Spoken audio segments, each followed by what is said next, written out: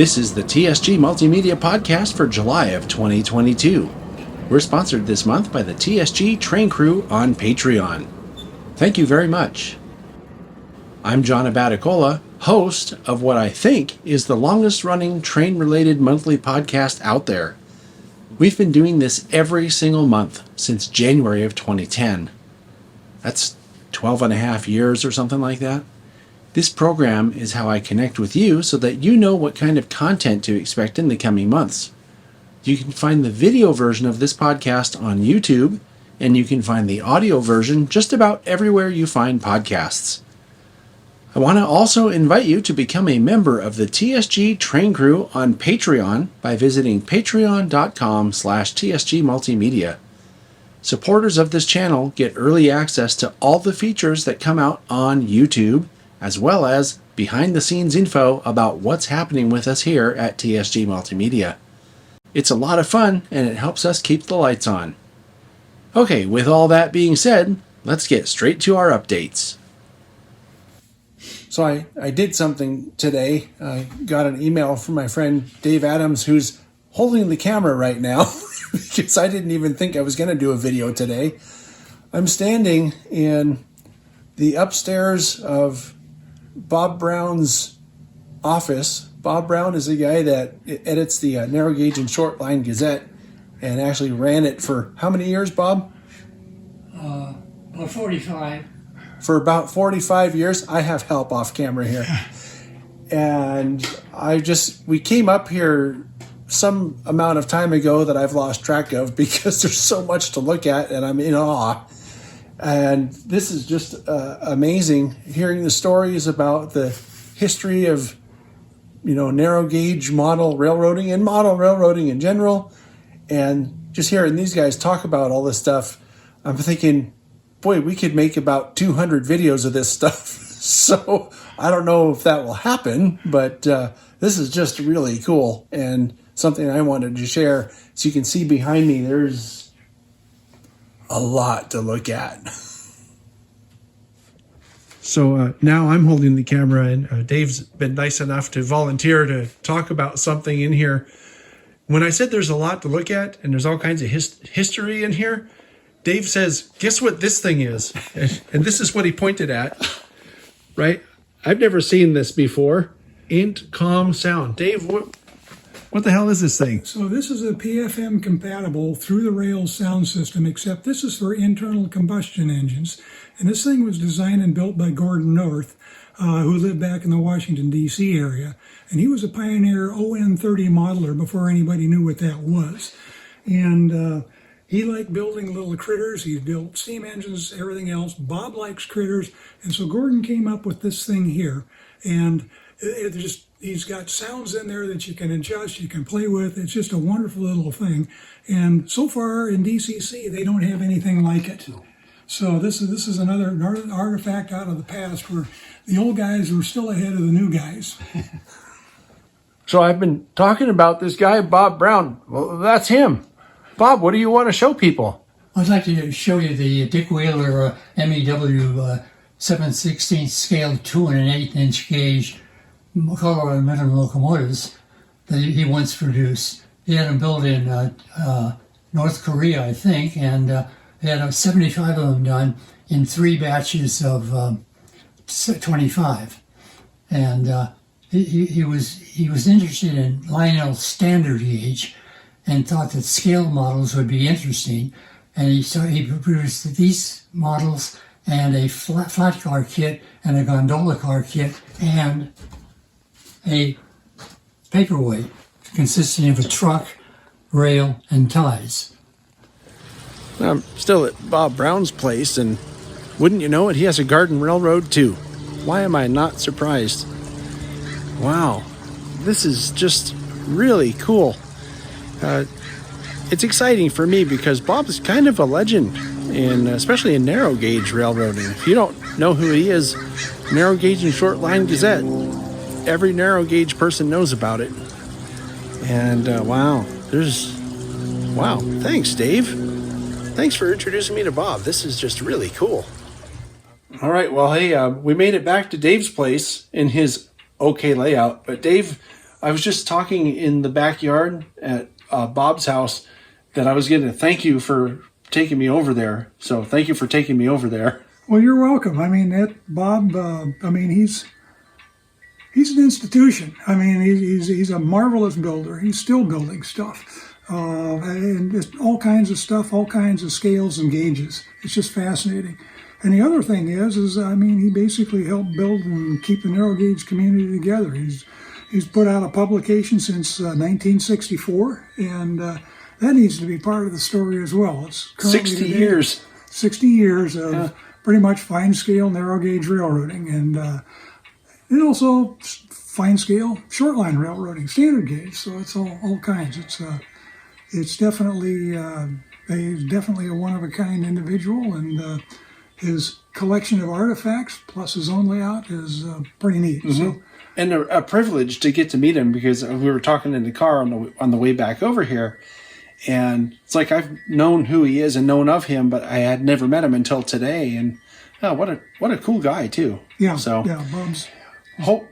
So hopefully, sometime in the near future, I'll be able to get back together with him. And I don't know if you'll want to go or not. We'll just be documenting hopefully some of the stuff that I saw on his layout there.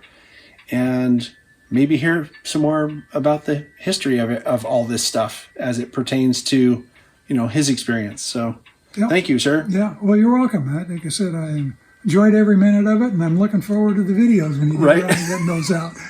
Yep.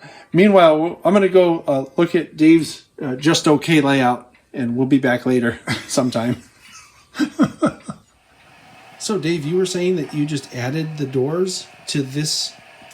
Yeah, the doors were one of the last things I needed to do on this building, and what got me off of dead center to get them built and installed was SoCalOps, because we had an open house, and I thought, well, heck, I can't show the roundhouse without roundhouse doors, so we got those installed. Right, and SoCalOps was just this past weekend, wasn't it? Yes, it was. Yeah. Yes, it was. So, but I'm going to go do something here. I'm going to show, as well as I can, the interior of this thing, because this is a ridiculous model.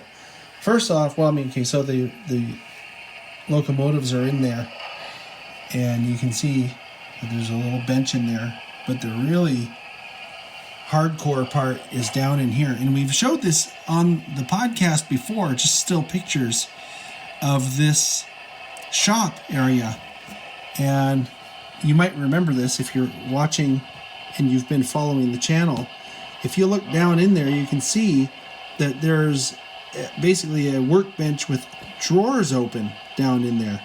And it's hard to get it focused because of the planks in the foreground there, but those drawers on that workbench are open, and there's like tools falling out of them and stuff. Then and down over here, we have the leather belt driven shop. It's just ridiculously detailed inside.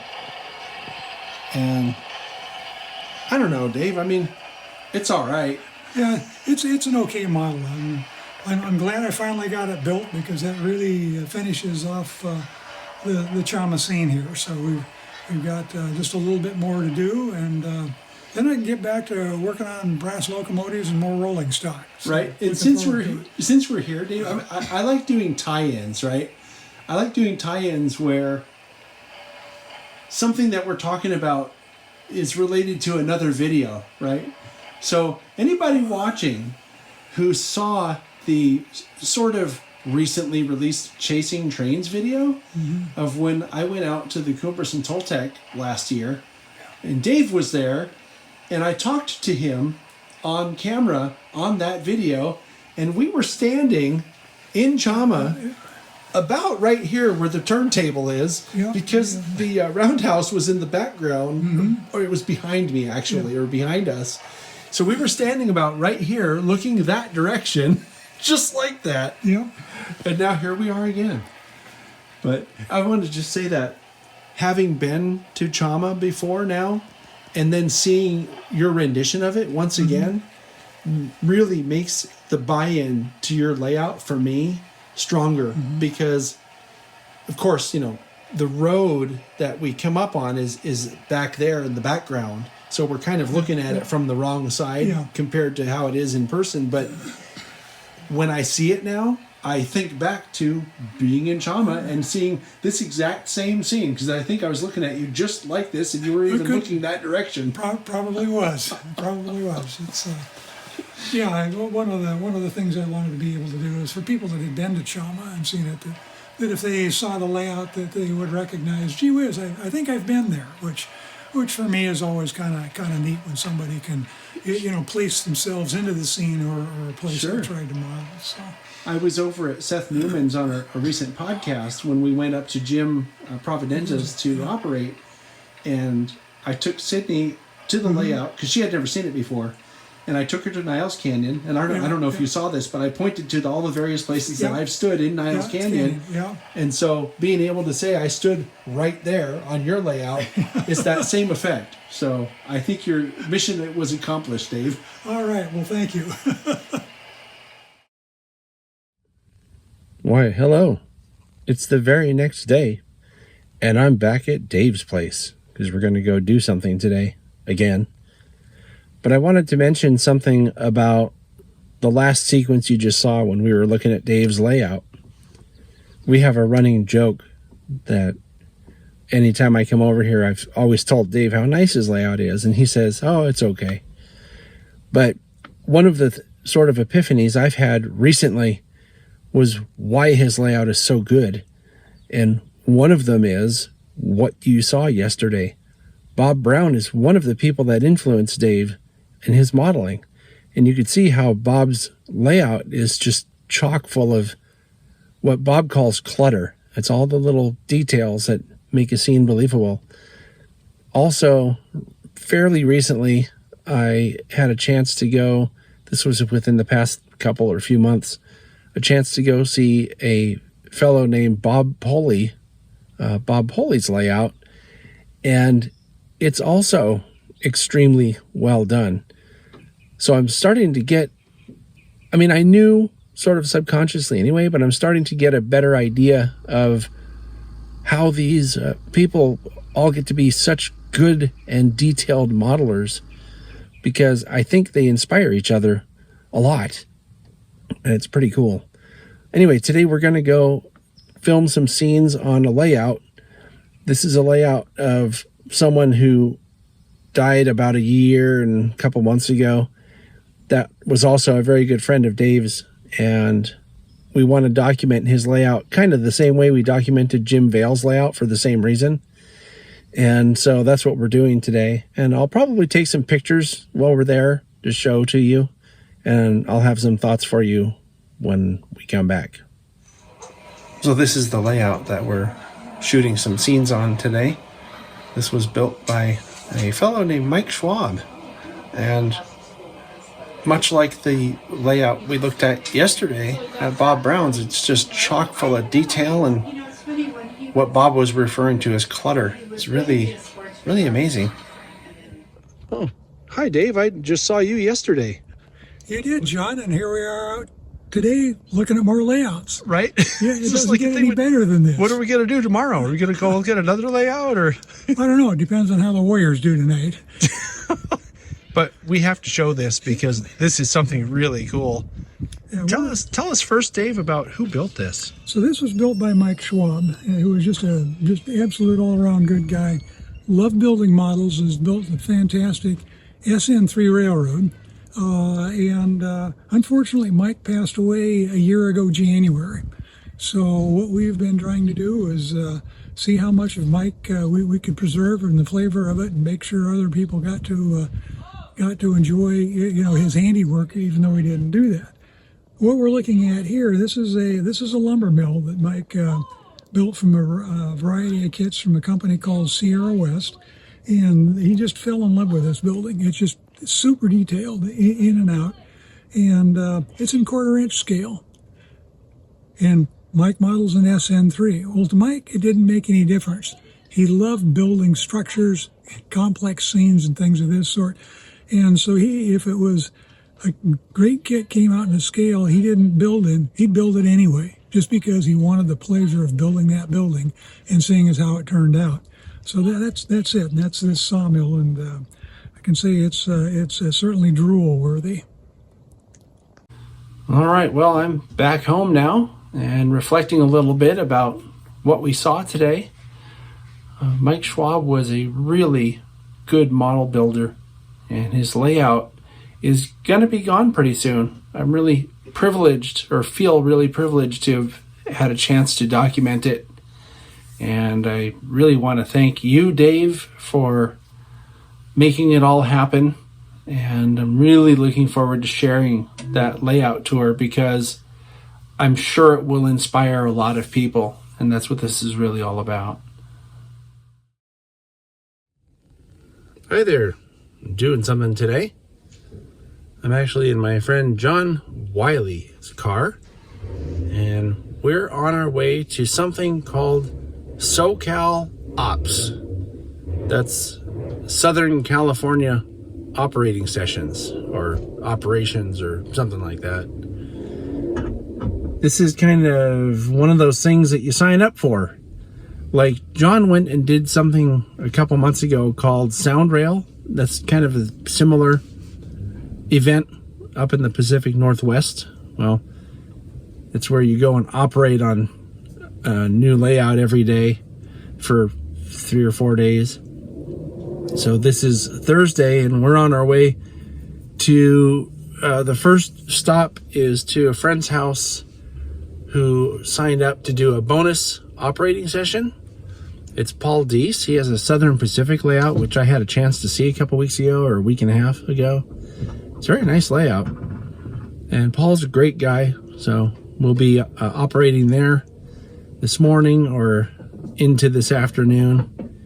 And then we head on to Simi Valley after that. That's where I'm from, actually. I was born in Simi Valley. Right, here comes the dude now. Congratulations, dude. You're on the podcast.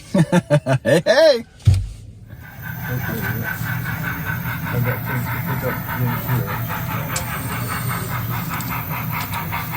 It's a cool layout. We have plans to come out sometime.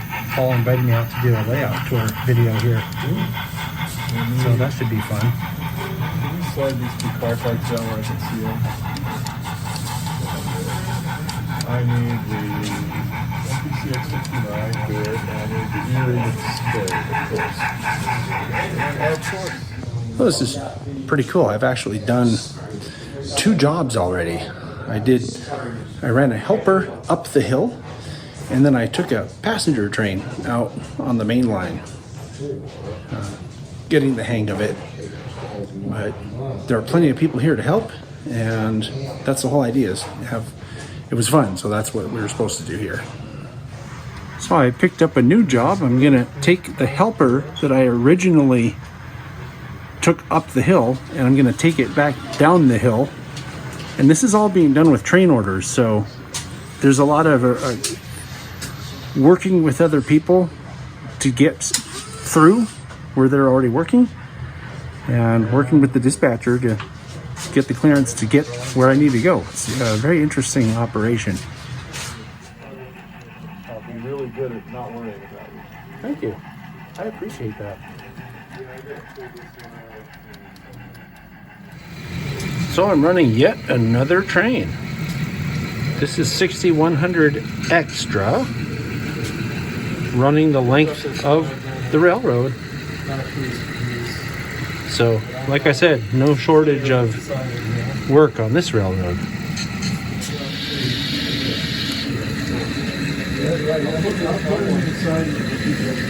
I really like these Black Widows. They look cool. That's one good thing about running a Southern Pacific layout. The equipment is pretty cool. So I've been telling you about the operating session. This is Paul. He's the host of this operating session, and thank you, Paul, for having everybody here today. And I thought it would be interesting for the viewers to hear about your layout. Well, thanks. And I really, really enjoyed everybody being here. That's why I have the layout. And we brought it to life today for the first time in a couple of years, getting out of COVID. And what we did is we simulated about 4 hours of the operations of the Southern Pacific Railroad on the coastline between San Luis Obispo and Santa Margarita. And we moved, I think we ran about 9 trains over that period of time. We worked a lot of freight in the different towns. Everybody seemed to enjoy themselves. The railroad worked pretty darn well, having sat for 2 years. Right. And it was just a lot of fun. It was a lot of fun. We did some things we've never done before on this railroad. It was our inaugural of having to use helpers to get up Cuesta grade. That was with me. steam, with 2 steam engines, which was wonderful. Having to work the tail end helper. We ran a stock extra, which got in the way of some of the crews working some of the other towns, and so they had to work together. I heard some cussing, but not too much. Not too bad, no. Yeah. And the dispatcher lost a few hairs trying to keep things moving, but it was a lot of fun, and it really makes me smile inside and out to have people come here, and at the end, everybody was happy. Everybody was fun. I don't set the success on an obsession by how many trains we moved or how many freight cars. I just look, did everybody have fun for the last 4 hours? Right. And everybody did. So it was successful. So if you're looking at Paul and you're thinking, geez, that guy looks familiar, we did a TSG live model railroading video a while back. Those are those live ones that we do, the live streams on sometimes on Saturday mornings, and it was all about rolling stock. So that's why he might look familiar. Yeah. Yep. And or if you were at the virtually at the National, that was in San Jose. Yep. I did a couple of different live clinics. One on building one of my scenes, another one on building a bridge, and another one on keeping your rolling stock rolling. Yep. And we're going to come back at some point in the future. We have plans to come back and do a layout tour of this layout. It's an interesting layout, and it was a lot of fun to operate. Thanks so much for coming. Indeed. Right, so if you look out there, you can see a Amtrak California Surfliner.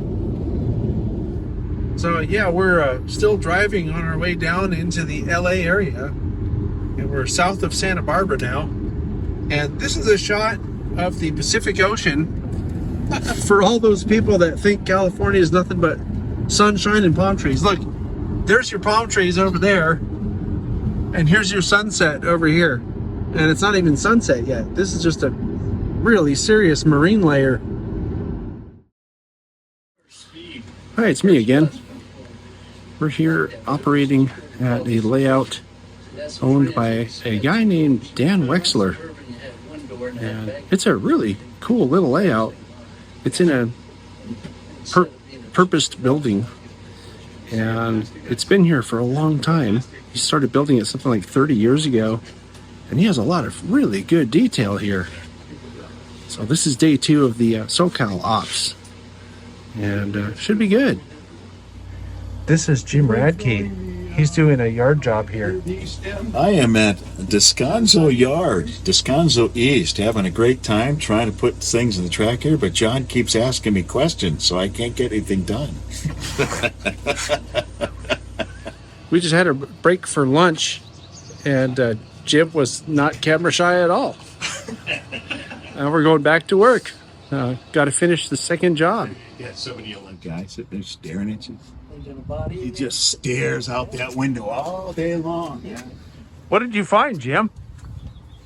I found somebody staring back at me, John. What is it? I don't know. He looks like he's mummified.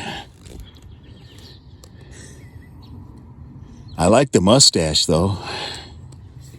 So, as part of today, we've come to the Santa Susana Depot. This is one of the places that I wanted to visit on this trip down here. And it looks like a really well done layout.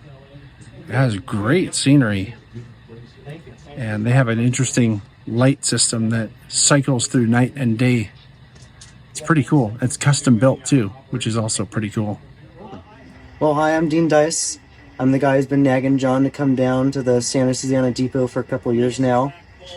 We are located in a Southern Pacific Class 22 depot built in 1903. We're in Santa Susana, which is a small part of Simi Valley in California.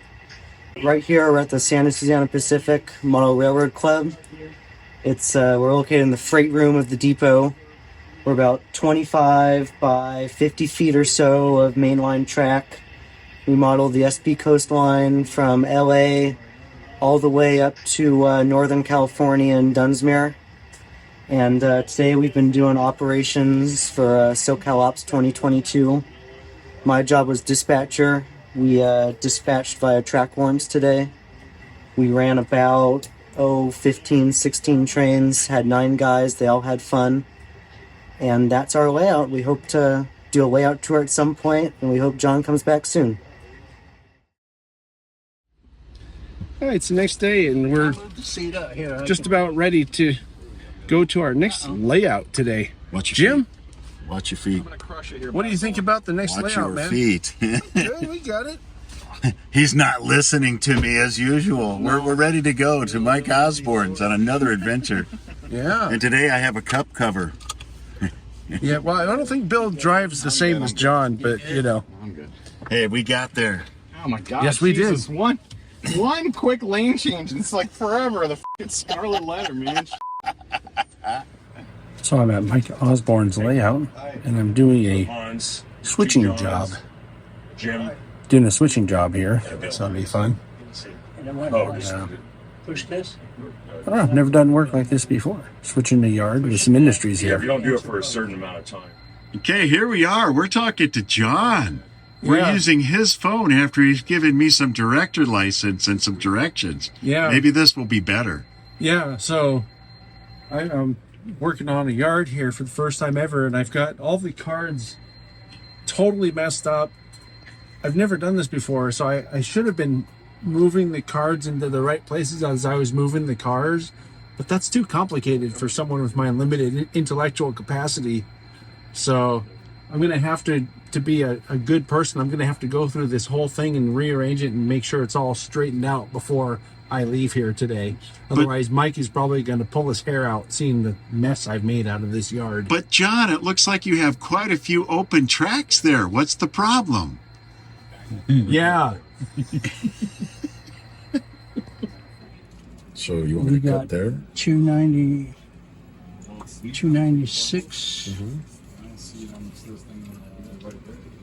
I would like to point out for the camera that it takes 2 of these guys to screw up the job that I did by myself. Yes, It's a little, remarkable how we have to clean up after John, it's a lot harder when you're doing it, isn't it? Than when you're laughing at me from across the aisle.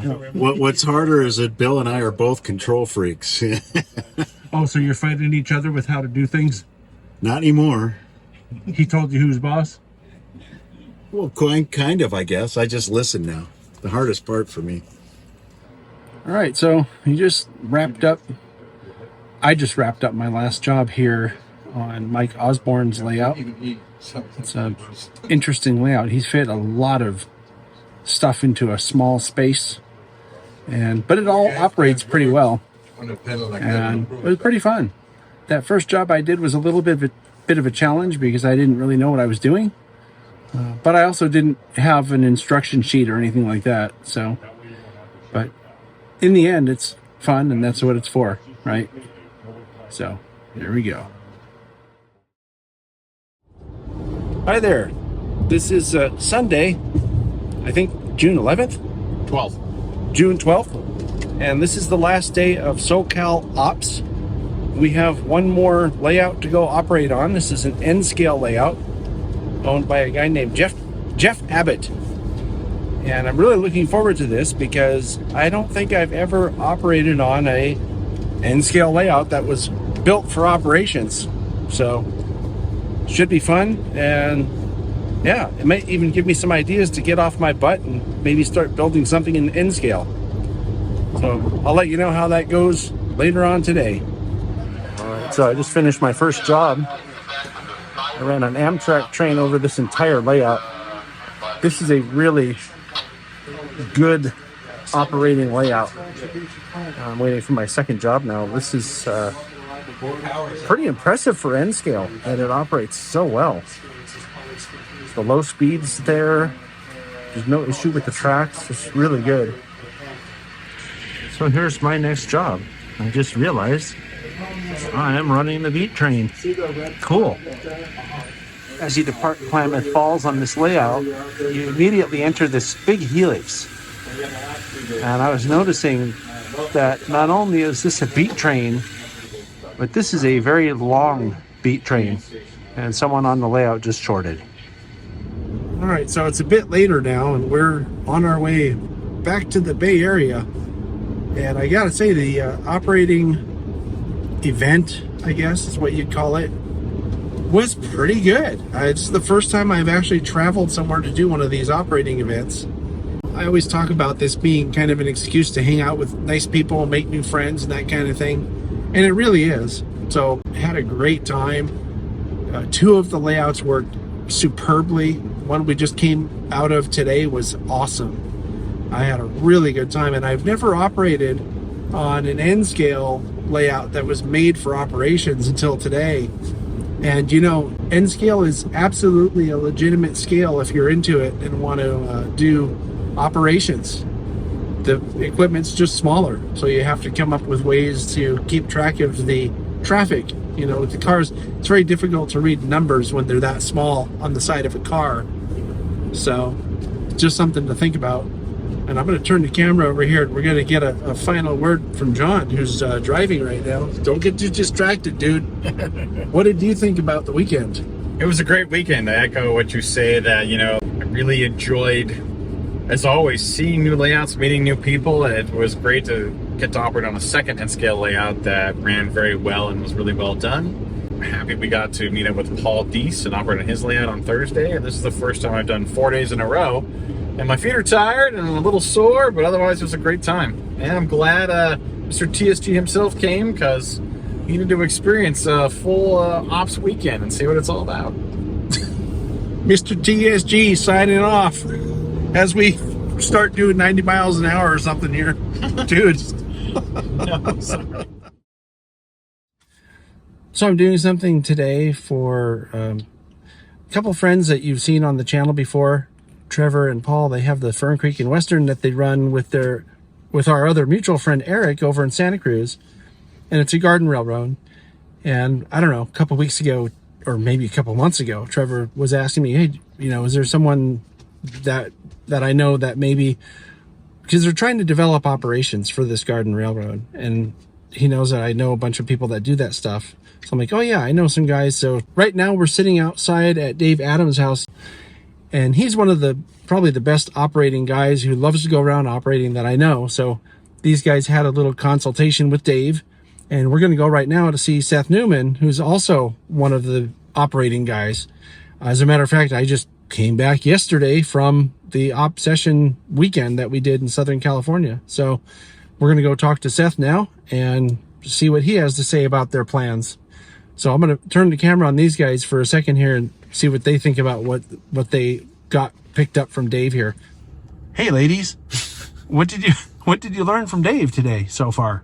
Well, we learned about different forms of dispatching, which we had ideas about before. We generally knew what was going on, but didn't know the intricacies of timetable and train order versus track warrants versus smoke signal dispatching versus, it was really nice to actually see some of it in action and see the forms that were associated with it and actually get to physically hold the paperwork and see how it works.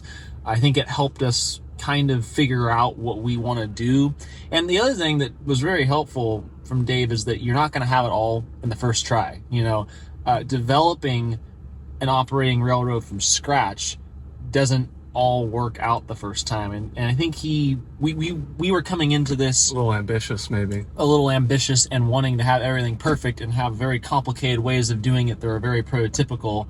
And until we have the data and the experience to know exactly how all those work and the intricacies of our railroad, I think he set us on a path that was a lot more simple and a lot more doable. To get things going, so that we could actually start running op sessions and not be so intimidated by the complexity and time involved with setting it up the first time.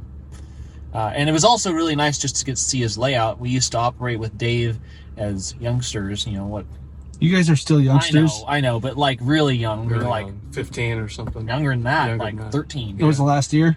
Yeah, right. Easy. But we got to finally see his layouts. We operated with him at Jim Vale's. Right. And that was where we got all of our experience pretty much operating. So it was really nice to reconnect with Dave and finally get to see his layout after hearing about it for so long. Right. I've been telling you guys about this layout for years. I know, and we've heard about it, Jim's for years. I mean, we've known about it for 10 years probably, and never got to see it. And it was fantastic. Yeah. Yep. It was absolutely amazing. Or as Dave says it's just okay. It's okay. It's pretty good. It's okay. Yeah. So shall we hit the road? Let's hit the road. We'll see what Seth has to say. All right. Yeah. Look, these guys are already learning a lot from Seth. Paul looks especially interested. Anyway, you don't have enough video of me slithering? I just need more mansplaining for the podcast. One thing I did do is I need a little bit of a visual block. So we took this pellet transfer facility and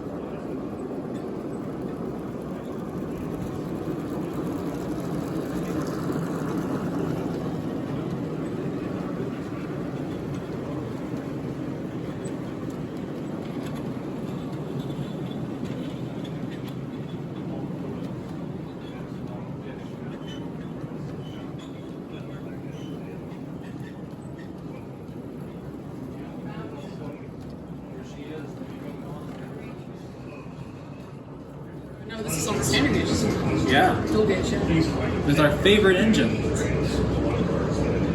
Oh, he's taking a video. Do you want to talk about what it is, Trevor? How is that your favorite engine? This is West Side number 3, which is now Roaring Camp number 2. That's our best friend. I've spent I don't know how many hours firing this very engine in prototype form. So seeing a model of it is kind of wacky.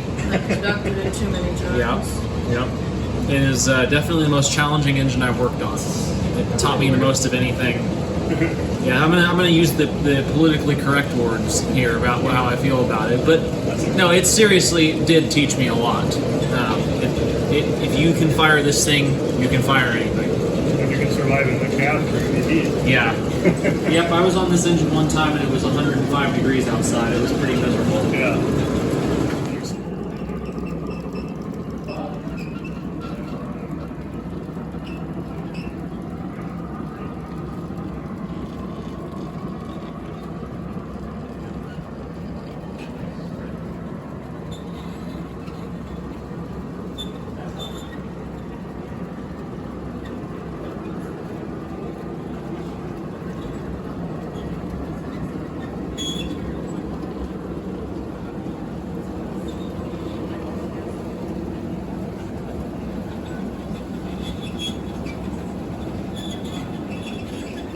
This was our third stop today. We came to Bob Poley's West Side Lumber Company Railroad. This is a F scale. That's a narrow gauge. What do you call it? Narrow gauge G scale, I guess. No, F scale. FN3. Yeah, FN3. Yeah, it's F scale. Right. Narrow gauge, 3-foot gauge, so FN3. Right. Anyway, that's what it is, and it's an indoor layout. I mentioned this once, I think, on a podcast a while back when I came here just to see it the first time. It's just a remarkable layout. Lots of scratch-built stuff, including some locomotives. Yeah, it was really incredible. Yeah, Bob's a real craftsman. I'll see if I can get these guys to say something about that.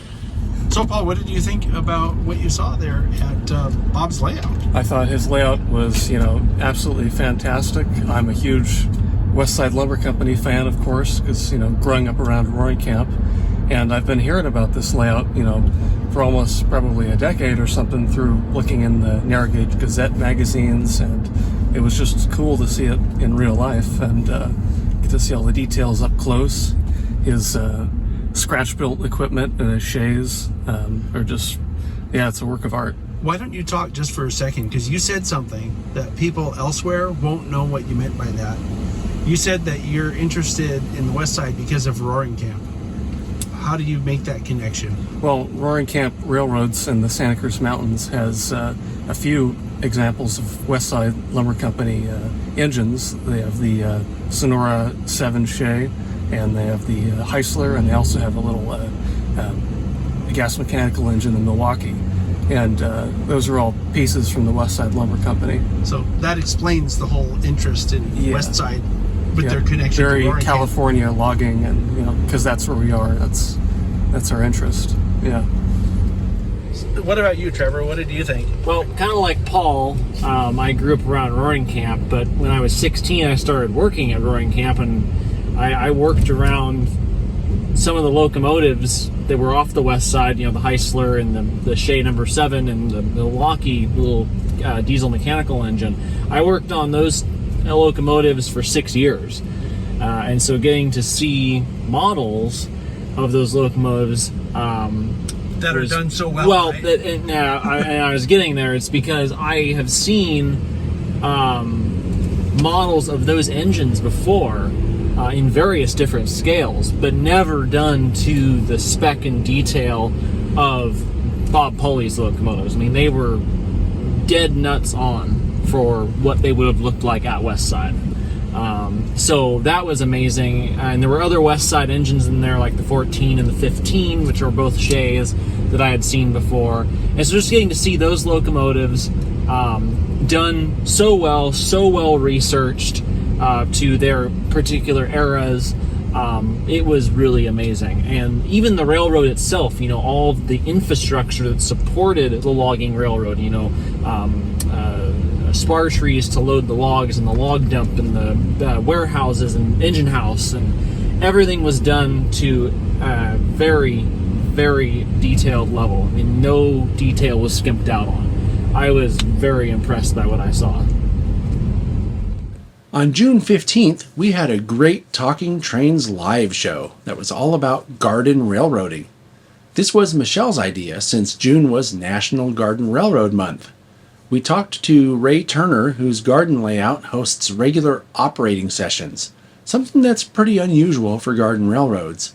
Then in the second hour, our friends from the Fern Creek and Western Garden Railroad in Santa Cruz came on to talk about their experiences building, running, and maintaining their garden railroad. It was particularly relevant because they're in the process of developing an operating scheme for the Fern Creek and Western. In any case, we had a great show, and it's very much worth catching on the replay if you missed it. This week has been really busy. Just got back from the SoCalOps that you know about now. Went on Monday to do the layout tours, if you want to call it that, with Trevor, Paul, and Lauren.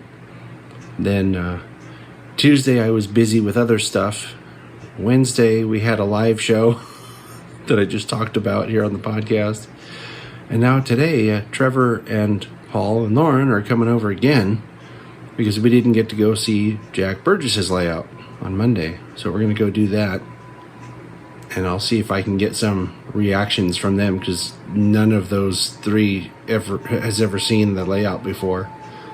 And it's one that they really want to see. So it should be fun.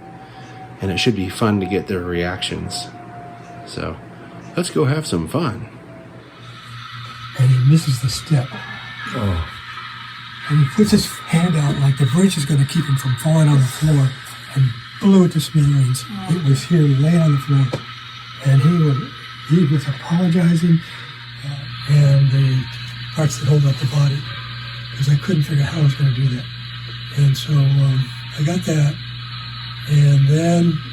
Well, we just visited Jack Burgess's Yosemite Valley layout, and it was fantastic. I mean, I've never been there in person, but the scenes that he captured look like, you could basically step into it.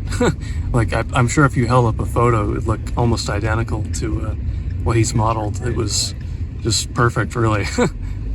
I had heard about this layout for years, and I was completely blown away. I mean, it was incredible.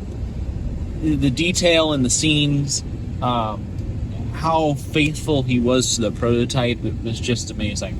So I think when people say it's like the best HO layout out there, certainly in the area, they're right. It was by far like in the top 2 or 3 HO layouts I've ever seen. It was incredible. I mean, not even HO, model railroad layouts. I mean, it was amazing. He really did a museum quality job on that thing. So it was well worth the visit. What did you think of the layout? It was also very nice. What did you like about it? I don't know. I don't know things about layouts. Did it look neat? It looked really neat.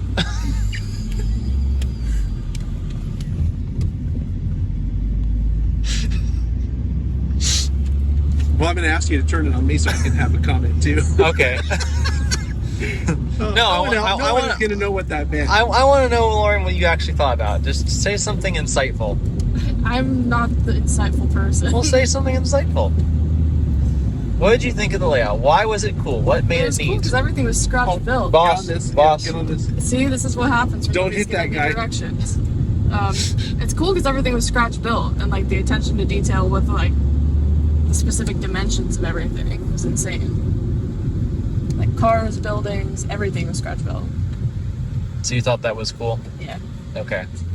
So I've been coming to this layout for a while because of the series that we do. But one of the things, and you might have heard me say this on one of our live shows that I do with Michelle usually, that in many cases, you'll have a layout that's so true to the prototype that you can put your finger down on the layout and say, I've stood here, and I've been here, or I filmed from here, or I took a picture from here, whatever it is. And that gives you what I call a buy-in, right, to the layout. But Jax does that, but in the other direction. I've seen his layout enough times and know it well enough that the layout makes me want to go to the place, right? So that I can say, oh, this is the spot on the layout. So it's kind of the same thing, but in the other direction. And I don't really know any other layouts, at least that I've seen, that made me feel that way. So his buy-in, I think, is even stronger than the ones that have places that you've been and stood. And so, I mean, I just imagine if I did know, or if I had been to the places, and I have been to some of the places, but it was so long ago I don't remember. But his layout makes me really want to go there and see, because I can imagine, going to Bagby or one of those places, and I've seen signs for Bagby on the way up to Mariposa and thought, oh, I should go there and see what it is. But I just imagine what it would be like to stand there and go, oh, this is where that gas station is, or this is where that hotel was, or that kind of thing. So it's really cool to know. I'm trying to think of how to say it. It's really cool to have this layout close enough to go to and experience it, because what Trevor said about it being museum quality, it belongs in a museum. Hey, we're doing something today. So my friend Dave Adams took me to meet Bob Brown sometime recently. I don't remember if it was this month or last month, but it was pretty recent. And I've known who Bob Brown is for a long time as the editor of the Narrow Gauge and Short Line Gazette. So it was really cool to meet him. And I think Dave's been trying to hook us up for a while to do, some videos together, some layout, especially a layout tour, because his layout is really, really good. So today we're going to do that layout tour, and it should be really fun because a lot of the scenes on this layout people will recognize from the magazine, from the Gazette. So should be great, and maybe we'll do an update there. I don't really know. We're going to be kind of busy recording, but we'll see.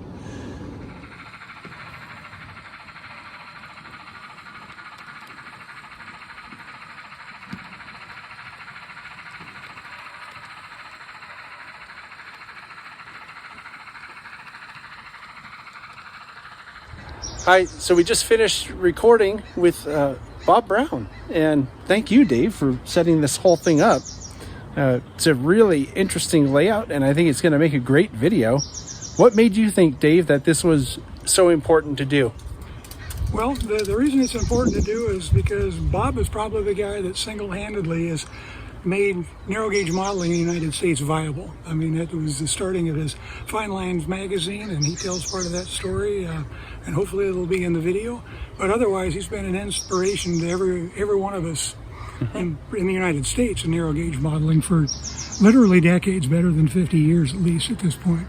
And also, he's for subscribers all over the world, so it's something there. And Bob is also one heck of a nice guy and an absolutely fantastic modeler. So this was certainly worth doing. Right, which people are going to see during the layout tour that eventually comes out. Let's hear about the short person on the far end there who saw everything.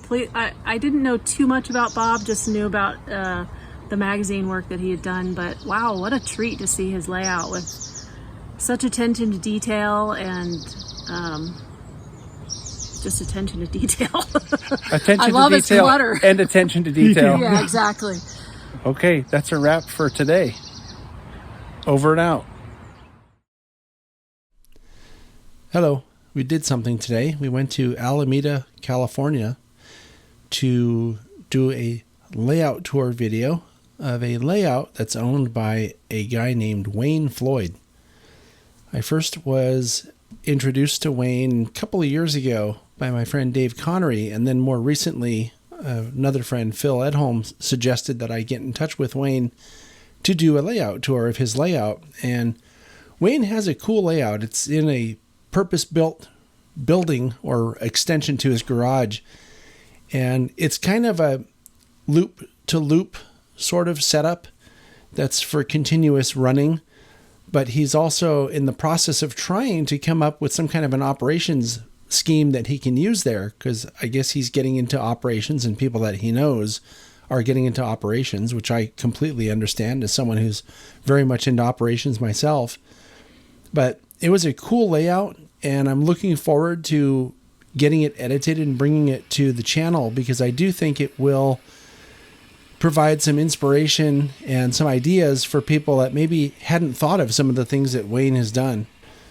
Anyway, it was a great time, and thank you very much, Wayne, for sharing your layout with us today, and we'll be sharing it with the rest of the world soon.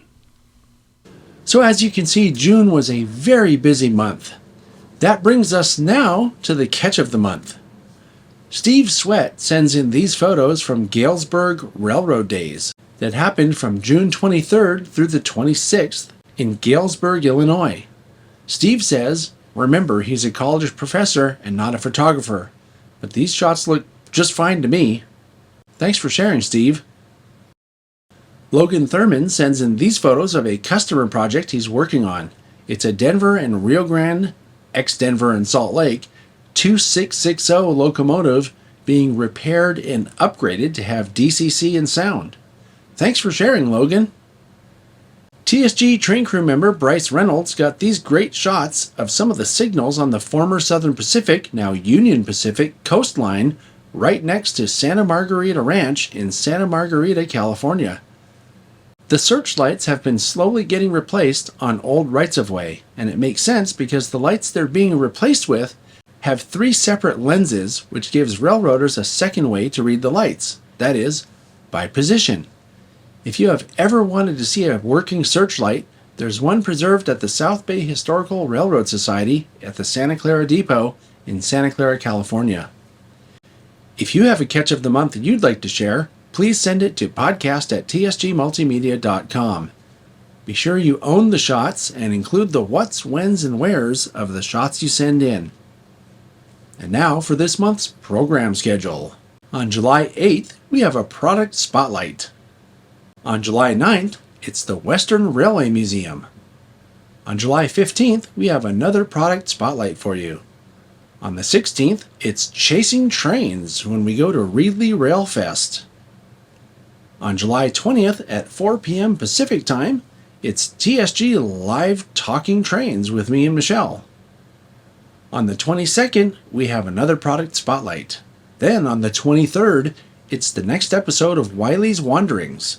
This one covers SoCalOps from this year. On July 29th, we have another product spotlight.